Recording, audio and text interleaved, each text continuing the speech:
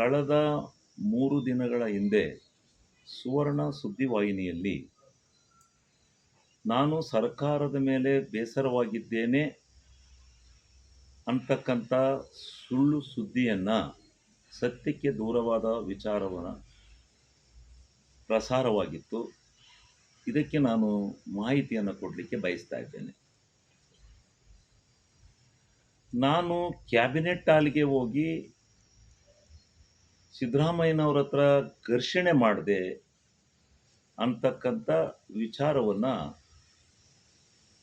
ಪ್ರಸ್ತಾಪ ಮಾಡಿದ್ದಾರೆ. ಸಿದ್ದರಾಮಯ್ಯನವರು ನೀನು ಆಗೆಲ್ಲ ಕ್ಯಾಬಿನೆಟ್ ಹಾಲಿಗೆ ಬರಬಾರ್ದಪ್ಪ ಅಂತಕ್ಕಂಥ ಬುದ್ಧಿ ಹೇಳಿ ನೀನು ಮಂತ್ರಿ ಆದಾಗ ನಾನೇ ಕೈ ಹಿಡ್ಕೊಂಡು ಕರ್ಕೊಬರ್ತೀನಿ ಅಂತಕ್ಕಂಥ ವಿಚಾರವನ್ನು ಪ್ರಸ್ತಾಪ ಮಾಡಿದರು ಅಂತ ಹೇಳಿ ಪ್ರಸ್ತಾಪ ಮಾಡಿದ್ದಾರೆ. ಅದು ಶುದ್ಧ ಸುಳ್ಳು.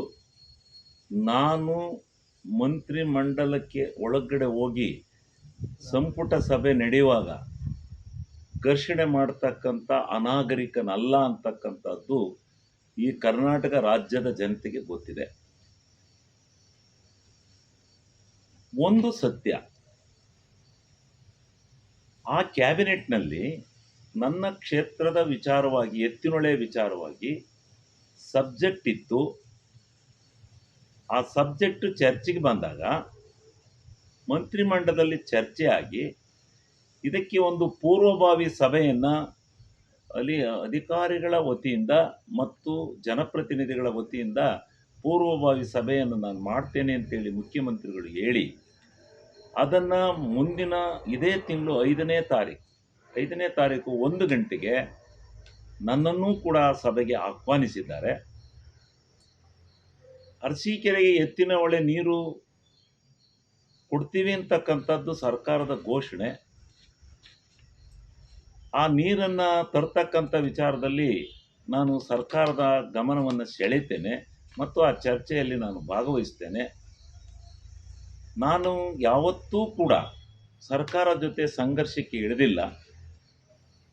ನಾನು ಸರ್ಕಾರದ ಜೊತೆ ಉತ್ತಮವಾದ ಬಾಂಧವ್ಯವನ್ನು ಇಟ್ಕೊಂಡಿದ್ದೇನೆ.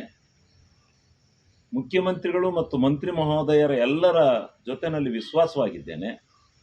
ನನಗೆ ಅಂಥ ಯಾವುದೇ ಬೇಸರವಾಗ್ತಕ್ಕಂಥ ಸಂಗತಿ ಇದುವರೆಗೆ ಸರ್ಕಾರದಲ್ಲಿ ನಡೆದಿಲ್ಲ. ಇದೇ ತಿಂಗಳು ನಾನು ಸನ್ಮಾನ್ಯ ಮುಖ್ಯಮಂತ್ರಿಗಳಾದ ಸಿದ್ದರಾಮಣ್ಣವರು, ಉಪಮುಖ್ಯಮಂತ್ರಿಗಳು ಮತ್ತು ಎಲ್ಲ ಮಂತ್ರಿ ಮಹೋದಯರನ್ನು ಕರೆಸಿ ಸರ್ಕಾರ ಮಾಡಿಕೊಟ್ಟಿರ್ತಕ್ಕಂಥ ಕೆಲಸಗಳು, ಸರ್ಕಾರದ ಸಾಧನೆ ಎಲ್ಲ ವಿಚಾರವಾಗಿ ನನ್ನ ಕ್ಷೇತ್ರದಲ್ಲಿ ಒಂದು ಬೃಹತ್ ಪ್ರಮಾಣದ ಕಾರ್ಯಕ್ರಮವನ್ನು ಆಯೋಜನೆ ಮಾಡಬೇಕು ಅಂತಕ್ಕಂಥ ನಿರ್ಧಾರದಲ್ಲಿದ್ದೇನೆ. ಆ ಕೆಲಸವನ್ನು ನಾನು ಮಾಡ್ತೇನೆ. ಆದರೆ ಈ ಶುದ್ಧ ಸುಳ್ಳನ್ನು ಯಾರೂ ನಂಬಬಾರದು ಅಂತೇಳಿ ನಾನು ಈ ಮೂಲಕ